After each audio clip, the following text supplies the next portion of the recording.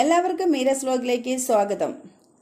ആദ്യമായിട്ടാണ് നിങ്ങൾ ഈ ചാനൽ കാണുന്നതെങ്കിൽ ലൈക്ക് ചെയ്ത് ചാനൽ സബ്സ്ക്രൈബ് ചെയ്യുക.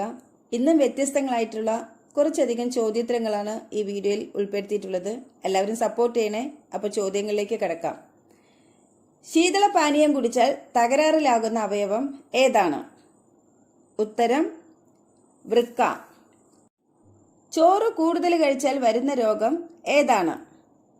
ഉത്തരം പ്രമേഹം. കുഷ്ഠം ബാധിക്കുന്ന ശരീരഭാഗം ഏത്? ഉത്തരം നാഡീവ്യവസ്ഥ. ഏത് രോഗം വന്നാലാണ് ഉരുളക്കിഴങ്ങ് കഴിക്കാൻ പാടില്ലാത്തത്? ഉത്തരം ഷുഗർ. രക്തം കട്ടപിടിക്കുന്നതിന് സഹായിക്കുന്ന ലോഹം ഏതാണ്? ഉത്തരം കാൽസ്യം.